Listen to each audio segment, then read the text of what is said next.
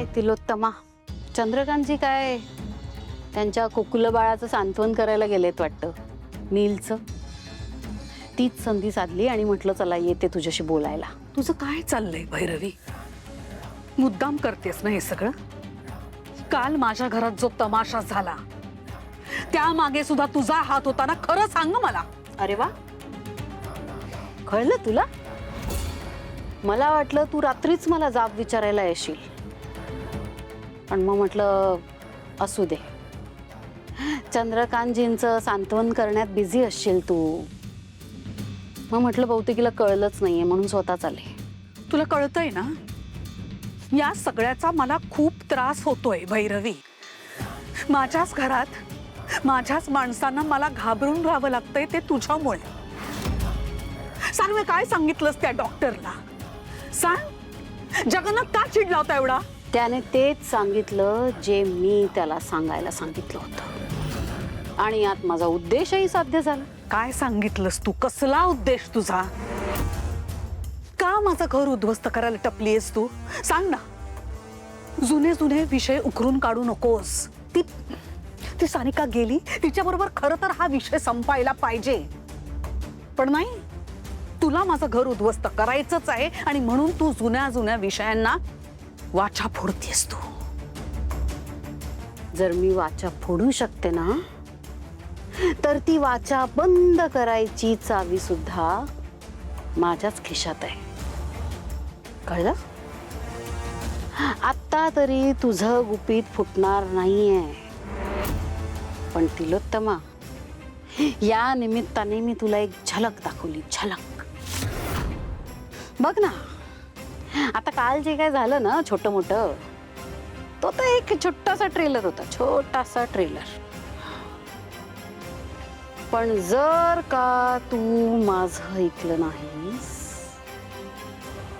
आणि मला या घरातून बाहेर काढण्याचा प्रयत्न जरी केलास ना, तर मग ट्रेलर सोड, डायरेक्ट पिक्चर सगळ्या जगाला दाखव. आणि तुझ्या घरच्यांना मग काय होईल तुझं?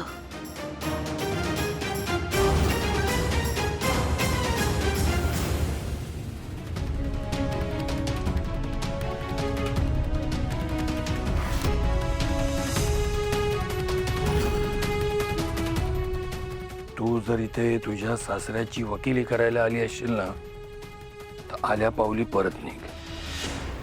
तुझा एकही शब्द ऐकण्याची माझी मनस्थिती नाहीये आता. मी कोणाचीच बाजू घ्यायला आले नाहीये, फक्त सत्य शोधून काढायला आले. जे सत्य आज तुमच्यासाठी एक आहे आणि माझ्या सासऱ्यांसाठी दुसरं. काल तुम्ही इतक्या रागात होतात, तुमच्याशी काही बोलायलाच मिळालं नाही. राग, अंगाचा थरकाप झाला होता माझ्या. तुझ्या सासऱ्याने माझ्या लेकीचे शेवटचे शब्द माझ्यापर्यंत पोहोचू दिले नाहीत. खरं तर मी तुझ्यासाठी शांत होतो, कळलं ना?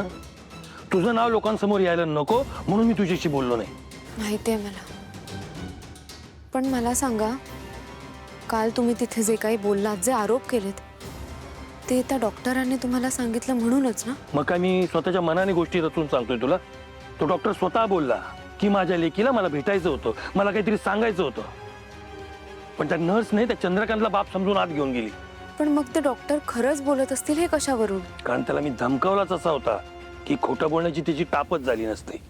पण जगन्नाथजी, माझा बाबांवर पूर्ण विश्वास आहे, ते कधीच खोटं नाही बोलणार. हो का? काय बोलला तो? आमचं काही बोलणंच झालं नाही, मला काही माहितीच नाही बोलला ना?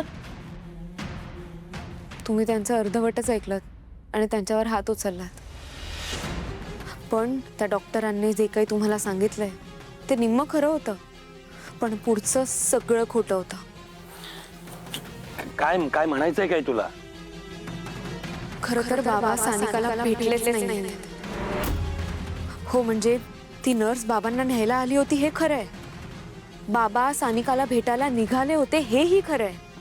पण ते वॉर्डच्या दारापर्यंत पोहोचताच डॉक्टर बाहेर आले आणि त्या डॉक्टराने बाबांना तिथेच थांबवलं. त्या डॉक्टरांनीच बाबांना सांगितलं की सानिका आता राहिली नाहीये, आज जाऊन काहीच फायदा नाहीये. आणि त्या डॉक्टरांनीच बाबांना तिथून पुन्हा घरी पाठवलं. नाही हे खोट. सावली, तू त्या घरची सून आहेस ना, म्हणून तुझी बुद्धी त्यांच्यासारखाच विचार करायला लागली, कळलं ना? तो चंद्रकांत नको त्या खोट्या गोष्टी रचतोय, काहीतरी लपवतोय, एवढं नक्की.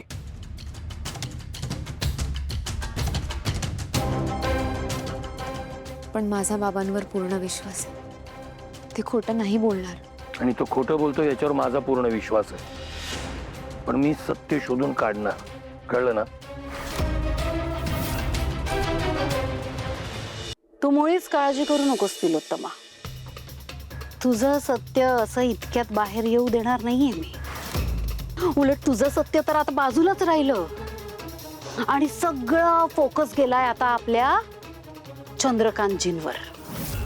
बिचारे निष्पाप निष्कलंक चंद्रकांतजी. उगाच त्यांच्यावर राज्य आलं ग. चुकलं माझं. ते एक चूक केली मी आयुष्यात वैरवी, एक चूक केली, ते सुद्धा तुझ्या सांगण्यावरून. आणि आता तेच धरून बसलीयस तू. त्याचा वापर करून मला त्रास देतेस, मला वेठीस धरतेस. शोभतं तुला? माझ्याकडे दुसरा काय पर्याय होता का? तूच सांग. ते सगळं सोड. सगळ्यात आधी हा विचार कर की त्या डॉक्टर साखरे पर्यंत तो जगन्नाथ कसा पोचला. यात काय विचार करायचा आहे? तो जगन्नाथ स्वतः खूप पोचलेला आहे. शहरात भरपूर कॉन्टॅक्ट आहेत त्याचे. मिळाला असेल कुठून तरी त्याला कॉन्टॅक्ट. एवढं काय त्यात? तिला तर मग किती भोळी आहेस ग तू. हा, इतकं साधं भोळं कोणी असतं का? कसा सापडेल तो इतक्या लवकर जगन्नाथला? म्हणजे आता तुला माहिती आहे ना माझे स्वतःचे किती कॉन्टॅक्ट्स आहे या शहरात. पण तरीही मला त्या डॉक्टर साखरेला शोधायला कितीतरी माणसं त्याच्या मागे पिटाळावी लागली. केवढा शोध घेतला त्याचा, तेव्हा कुठे जाऊन तो मला सापडला. आणि मग या जगन्नाथला कसा असा पटकन सापडला की कोणी सापडवून दिला. म्हणजे तुझं काय म्हणणं आहे?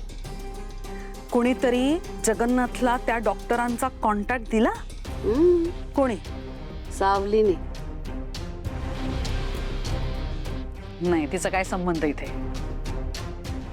काय संबंध? तिलोत्तमा, मी तुला 1000 वेळा वॉर्निंग दिली होती. सारखं सारखं बजावून सांगत होते की सावलीला जरा वर, तिच्या मुसक्यावर जरा. पण तू नाही ऐकलंस. बघितलंस केवढ्याला पडलं हे सगळं. नाही, हे शक्य नाहीये. ती का करेल असं? सांग ना. का नाही करणार? तुला काय कळत नाही का ग ती किती दीडशाणी येते. तिनेच डॉक्टर साखरेंचा नंबर जगन्नाथला दिलाय. तिला या सगळ्याच्या मुळाशी पोचायचं होतं.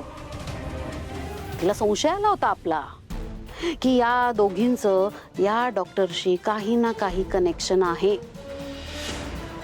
आणि तेच शोधायचा तिने प्रयत्न केला. आणि बघ काय होऊन बसलं ते. बिचाऱ्या चंद्रकांतजींना त्या जगन्नाथचा मार खावा लागला. तेही एवढा अपमान त्यांच्या बायको समोर, त्यांच्या 4 मुलांसमोर एवढा अपमान त्यांना गिळावा लागलाय. हे कोणामुळे झालंय? तर तुझ्या सावलीमुळे झालंय.